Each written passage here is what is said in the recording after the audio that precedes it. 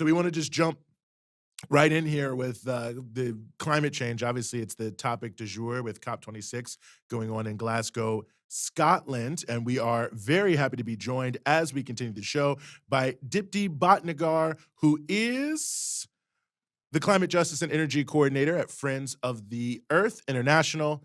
Dipti, thank you so much for being with us. Hi, nice to be on the show. No, well, we are really happy to have you here. And the first thing I want to ask you, Dipti, is when, we're looking at the news here, especially in the United States, about what we see in COP26, you just see a lot of headlines with a lot of big dollar figures, and it's all like everybody's doing something, they're saving the world. So the first question I have for you is are they saving the world, or is this just a lot of rhetoric and hype? There's a lot of rhetoric and hype, certainly. So, yesterday there's been a massive announcement on forests. Oh, we're going to have X amount of money for forests. And what that doesn't tell you is that the rich countries, really, including the United States, of course, where you are right now, is really pushing fossil fuels, is pushing deforestation, and they've got to cover that up somehow. So then they've invented some schemes which are called net zero, which are called carbon markets. And what they're saying is, don't worry about the emissions. We're going to be able to sequester those emissions in forests. So that's what this big forests announcement has been about. Really, it's absolutely critical to stop deforestation, to stop climate change, but that's not what's happening. If they're going to use carbon markets and offsetting, then that's completely problematic. The other big announcement happened today that there are 20 countries, including the US, Canada, the UK, which are not going to support overseas financing of fossil fuels, coal, oil, and gas. Actually, this is really big. This is a big announcement. But again, there's a catch. So they say that they won't fund fossil fuels abroad, but they're continuing to fund fossil fuels within the country. And of course, we know that there are communities in the US, frontline communities in the UK, who are saying, no, we don't want these fossil fuels in our home either. So there are, there are some interesting announcements happening, but power doesn't want to let go of itself. And there's so much work to be done to change and dismantle power relations, because the climate crisis is not the only crisis that our people are facing. There's inequality, there's a biodiversity crisis, there's so much else going on. And we at Friends of the Earth International, and here at Justiça Ambiental, Friends of the Earth Mozambique, my two organizations, we're fighting for system change, because that is what it's going to take to stop this climate crisis. I think that's a critically important point, because it really does feel that so much of this has kind of a greenwashing effect to it, that it's like we can solve all the problems without changing anything at all, and in fact, sort of falling back on things. And I know, you're there in Mozambique, which I think is in many ways a good example of this. There's a lot of natural gas that has been found there recently, and it's being promoted as this is great. It's going to solve poverty. It's going to change everything for the country of Mozambique. And I was hoping you could talk about that and just in general, the global South, which I think is obviously being so affected by climate change, despite not having caused the problem in the first place. That's a great question, Eugene. And this really goes back to 500 years of colonialism, genocide, slavery. This is what we're talking about, right? This is what has brought us to this point in 2021, that Mozambique is one of the poorest countries on this planet. Most of our people do not have access to electricity. 70% of our people do not have access to electricity. Most of our people are subsistence farmers and fisher folk. And the situation that you have is that this huge gas field has been found off the coast of northern Mozambique in Cabo Delgado province.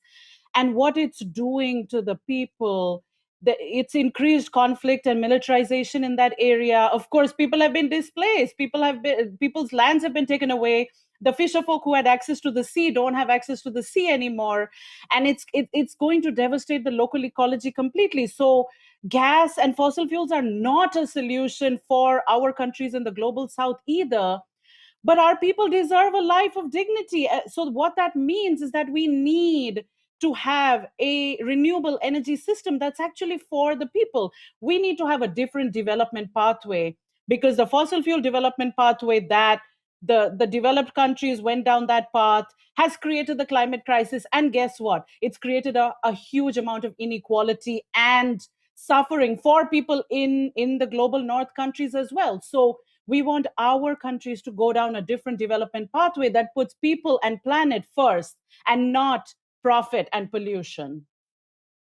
And speaking of the issue of inequality, I mean, some figures show that what we call climate debt, the climate debt owed by global north countries to the global south could be as large as like 450 trillion dollars. 450 trillion dollars. So I'm curious, is the issue of climate debt even a part of the conversation at an international event like this? And then also speaking to the issue of how the US really tried to take this a very important event and turn it into an opportunity to try to displace blame for all of the pollution of countries like the United States onto countries like Russia and China.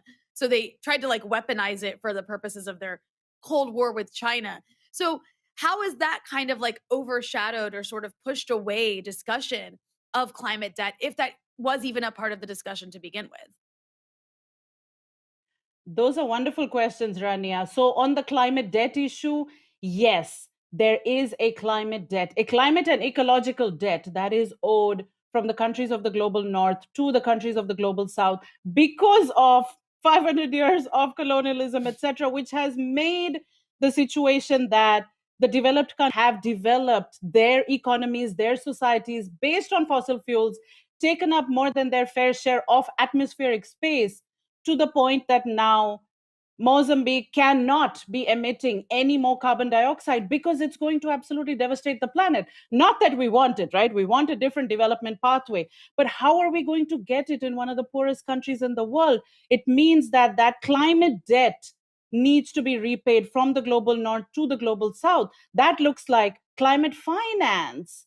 That money needs to be flowing so that our countries can have a just and feminist transition. It's not just a just transition, it's a just and feminist transition that needs to happen in our countries so that people can have access to electricity, people can have access to sufficient food. It's about sufficiency. It's not about abundance and abuse that is happening in so many parts of the world today. We want a world where everyone has enough, and with that we're taking care of people and the planet. You know, Dipti, I think one important element of this whole conversation, of course, is the consequences of not acting. And I think, you know, one thing I'm always curious about in some ways is what is the scale of the impacts that we're facing. I mean, I know the base goal here is to try to prevent anything more than a 1.5 degree warming by the end of the century. According to the New York Times, at least, we're on track for 3 degrees. I mean, what are we looking at in terms of the impacts on the planet if serious action, system change, as you say, doesn't take place? It's going to be pretty devastating, Eugene. The reason we call for climate justice is because we recognize that climate change is so inherently unjust, right? It affects most those that didn't create the crisis.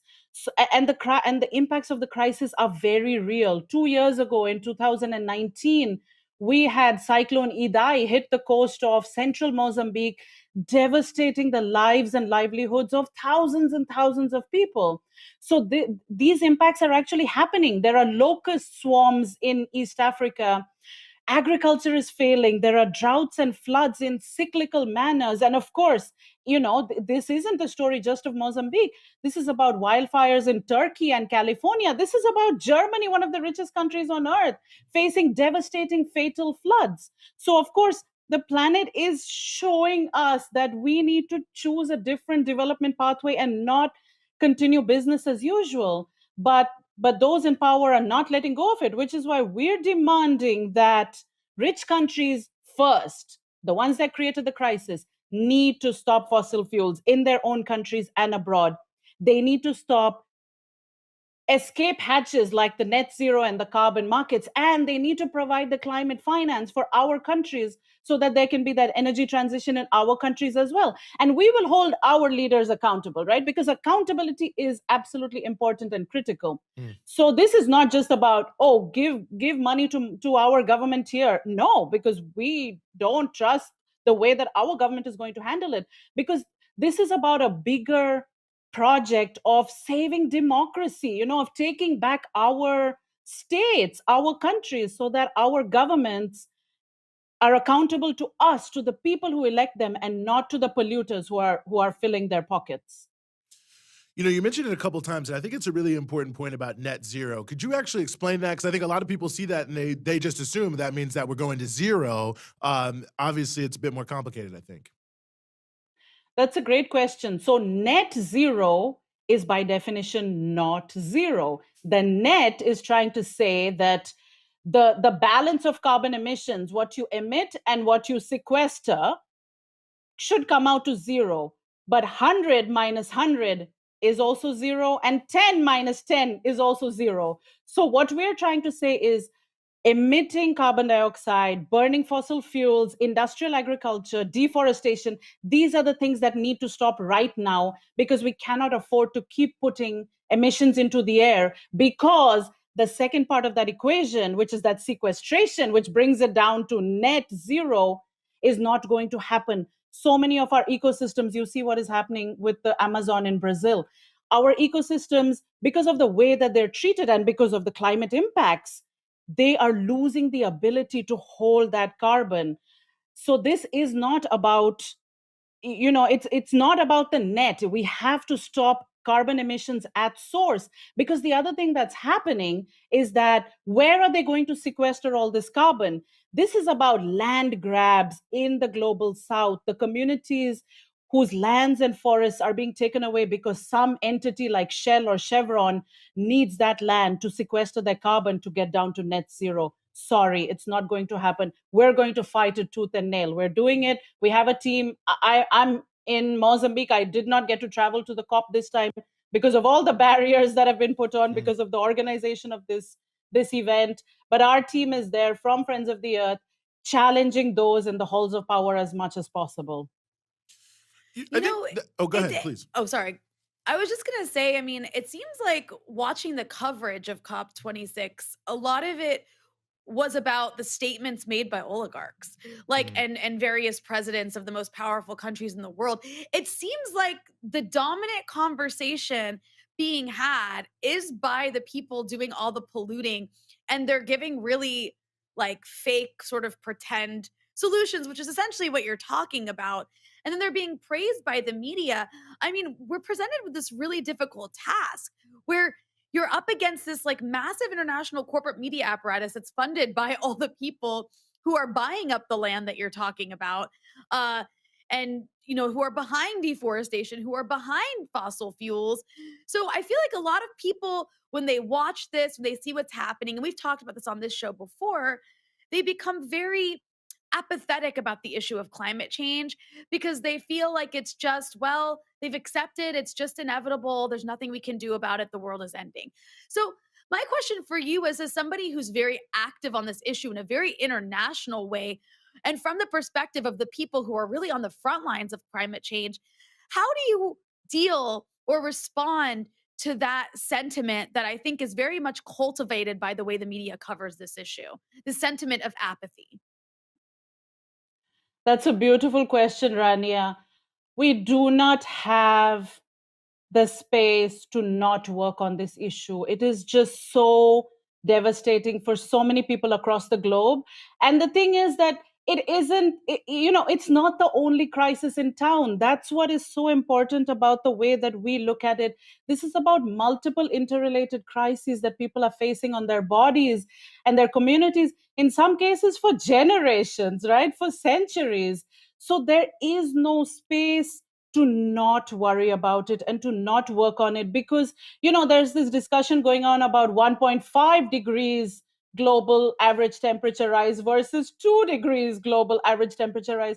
And for some it may just seem like a number, 1.5 and 2, but we've got to look at it as in that gap between 1.5 and 2 are lives. Basically what we're saying is how many people are going to suffer, how many people are going to lose their lives, their livelihoods, their homes, because we didn't act. As a global community, we didn't act, and we just allowed runaway climate change to happen. So we come to it from this we cannot give into the fear narrative, because fear makes us do terrible things. Really, this is about hope. This is about the beauty of people power, people coming together in Glasgow right now, but all over this continent of Africa and all over the world. And this weekend, there's going to be a global day of action. There's going to be a march in Glasgow. There's going to be actions all over the world.